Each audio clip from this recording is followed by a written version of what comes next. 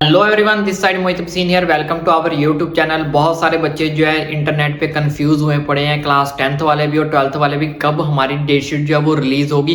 पिछली बार तो इस टाइम पे डेट शीट रिलीज हो चुकी थी, पिछली बार ये सब कुछ आ चुका था, इस बार ये सब आ चुका था, लेकिन हमारी बार इतनी जो डेट शीट है वो डिले क्यों हो रही है।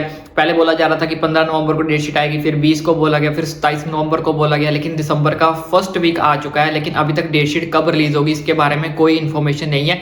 तो जिसकी वजह से लेके बहुत सारे बच्चे जो स्ट्रेसफुल में, पैनिक में है, क्योंकि कुछ बच्चे ऐसे होते हैं जो अपनी डेट शीट को लेके अपने एग्जाम्स को टारगेट करते हैं कि भाई इतने दिन बच चुके हैं तो इस सब्जेक्ट को मैं इतने दिन दूंगा, इस सब्जेक्ट को इतने दिन दूंगा।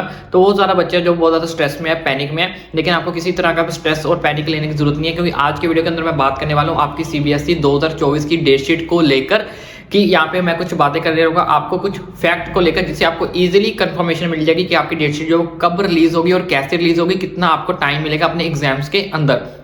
तो फैक्ट के थ्रू सारी की सारी बातें करेंगे, वीडियो ज़्यादा लंबा नहीं करेंगे क्योंकि मुझे पता है आपका टाइम बहुत ज़्यादा कीमती है। तो चलिए यहाँ पे मैंने कुछ आपके लिए डाटा निकाला हुआ, पहले वो आपको डाटा समझाता हूँ ताकि आपको अच्छे से ईच एंड एवरीथिंग अच्छे से समझ लग जाए और आपका बिल्कुल भी जो टाइम है वो वेस्ट ना हो।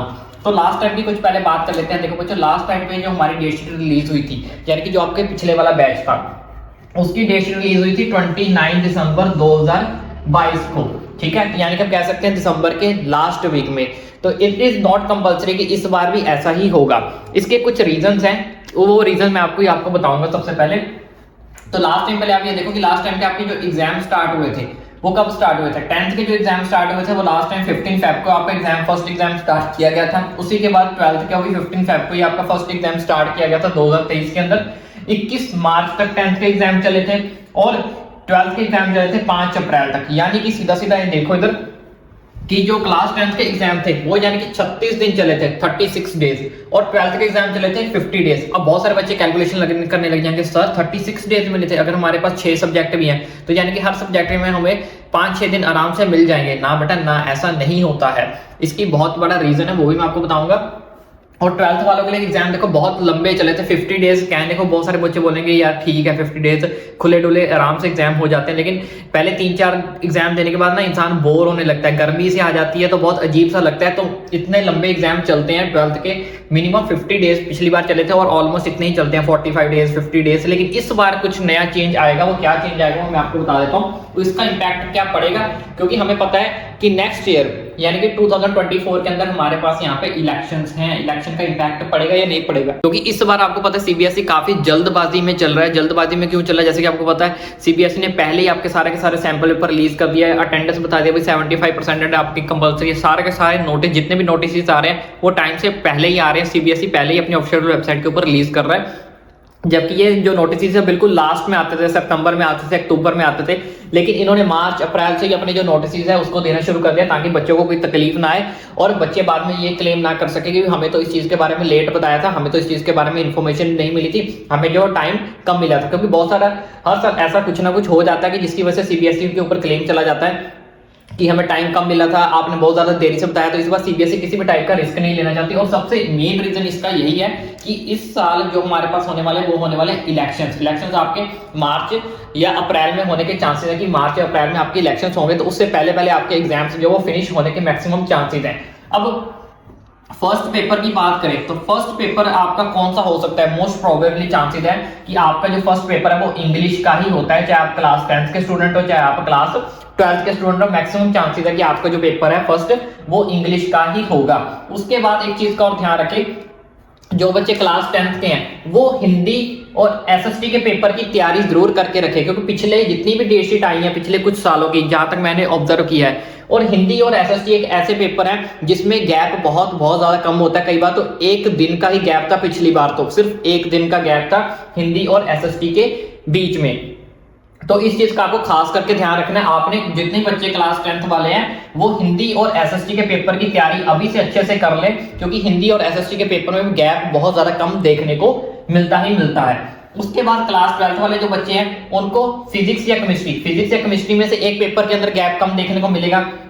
या तो फिजिक्स पहले हो जाएगा, केमिस्ट्री को कम छुट्टियां मिलेंगी, या तो केमिस्ट्री पहले आ जाएगा फिजिक्स को, या फिर केमिस्ट्री और बायोलॉजी में ज्यादातर चांसेस होते हैं कि फिजिक्स और केमिस्ट्री में ही आपको जो कम छुट्टियां देखने को मिलती हैं। तो आप फिजिक्स और केमिस्ट्री के ऊपर ज्यादा कॉन्सेंट्रेट करें और इसकी प्रेपरेशन आप पहले से ही अच्छे से करके रखें, ताकि अगर हमें गैप कम भी मिलता है तो हम अपने टाइम को क्या कर सके, अच्छे से यूटिलाइज कर सके। तो इस चीज का आपने खास करके ध्यान रखना है। ये सारी इंफॉर्मेशन आपको कोई नहीं देगा, क्योंकि सारे बच्चे सिर्फ डे शीट पे डिपेंडेंट रहते हैं। जब डे शीट आएगी तो उसमें मैं देख लूंगा कितनी छुट्टियां हैं, कितना टाइम मुझे मिल रहा है, तो उस हिसाब से मैं अपने चैप्टर्स को डिवाइड कर लूंगा। लेकिन मैं सारी चीजें आपको पहले बता रहा हूँ, ये सारी चीजें मैं फैक्ट के थ्रू बता रहा हूँ जो पिछले हो चुकी हैं और मोस्टली होती आई हैं, इसलिए आपको इसने कभी भी हल्के में नहीं लेना है। क्लास 10th वाले बच्चे हिंदी और एसएसटी के अंदर, इस वाले बच्चे फिजिक्स और केमिस्ट्री के अंदर आप अपनी तैयारी अच्छे से करके रखें। और जो बच्चे कॉमर्स के हैं वो बिजनेस स्टडी को अच्छे से जरूर करें, क्योंकि बिजनेस स्टडी के अंदर आपको बहुत ज्यादा कम गैप देखने को मिलेगा, यहाँ बहुत लंबा गैप देखने को मिलेगा। बिजनेस स्टडी भी ऐसी चीज है, यहाँ तो आपको बिल्कुल एक गैप कम दे देंगे, ठीक है, या फिर इसकी जगह शिफ्ट कर देंगे वो इकोनॉमिक्स को। तो इन सब चीजों को बिजनेस स्टडी और इकोनॉमिक्स की आप अपनी अच्छे से प्रिपरेशन करेंगे। या तो बिजनेस में आपको कम गैप देखने को मिलेगा, या तो इकोनॉमिक्स में। बिजनेस में अगर गैप कम मिलेगा, नहीं मिलेगा तो बहुत लंबा गैप मिलेगा, कई बार तो 10-15 दिन का गैप मिल गया। पिछली बार तो 10-12 दिन का गैप था इकोनॉमिक्स बिजनेस स्टडी के अंदर, ठीक है। तो इस चीज का आपको खास करके ध्यान रखना है। अब बात करते हैं क्या इलेक्शंस का इंपैक्ट पड़ेगा। देखो बच्चों, आपका इलेक्शंस का इंपैक्ट इतना नहीं पड़ेगा। हाँ, 5-6 दिन ये हो सकता है कि आपके एग्जाम ऊपर नीचे हो सकते हैं। ऊपर नीचे कैसे, मतलब जैसे पिछली बार 15 फेब को स्टार्ट हुए थे, तो इस बार भी आपके 15 फेब या 20 फेब से स्टार्ट होने के चांसेस हैं। जहां तक मुझे लगता है कि आपके जो एग्जाम है इन 2024 के अंदर 22 फेब और 27 फेब के बीच में आपको पहला एग्जाम आपका होने के चांसेस है मैक्सिमम, 10th का भी और 12th का भी, कि 22 फेब से लेकर 27 फेब के बीच में आपका फर्स्ट एग्जाम जो है वो हो जाएगा। और आपके जो एग्जाम है ऑलमोस्ट इन्हीं डेज के अंदर समाप्त होंगे, फिनिश होंगे, यानी कि 10th के ऑलमोस्ट 36 डेज में समाप्त होंगे, फिनिश होंगे, या एक आधा दिन ऊपर नीचे हो सकता है। ज्यादा से ज्यादा आपको 34 डेज कर देंगे इलेक्शन के चलते हुए, इनको 50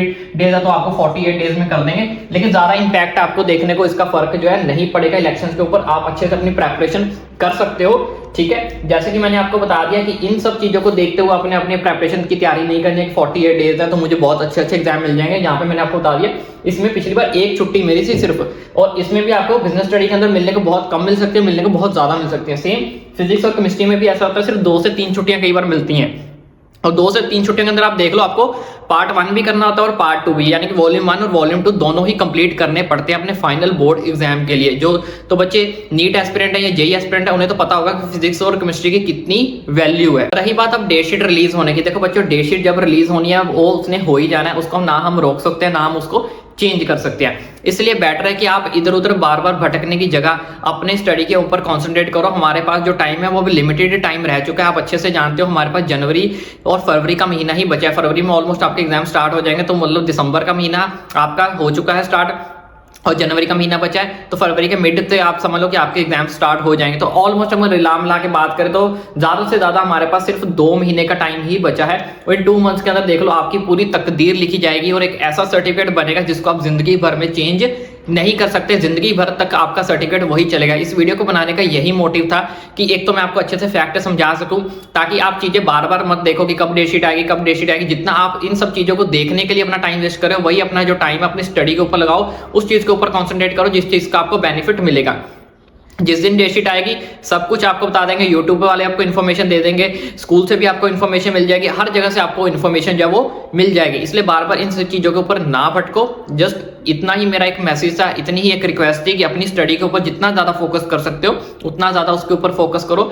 जैसे कोई डेट शीट की अपडेट आती है अपने भाई के चैनल को सब्सक्राइब करके रखो, सारी की सारी इन्फॉर्मेशन आपका भाई आपको प्रोवाइड करेगा। डेट शीट की हो, चाहे अगर आपने आगे जाके कौन सी स्ट्रीम लेनी है, कैसे आपने अपने एग्जाम्स अटेम्प्ट करने, किन किन बातों का एग्जाम के अंदर ध्यान रखना है, प्लस अगर आपको क्वेश्चंस नहीं आते तो कैसे आप बोर्ड के अंदर क्वेश्चंस लिख के आओगे कि आपको पूरे एग्जाम्स के अंदर नंबर मिल जाएंगे। ईच एंड एवरीथिंग इन्फॉर्मेशन मैं आपको दूंगा, लेकिन जब आपके एग्जाम स्टार्ट होंगे तो टाइम टू टाइम उसके हिसाब से आपको जो है वो वीडियो मिलती रहेगी। इसलिए चैनल को सब्सक्राइब जरूर करके रखें।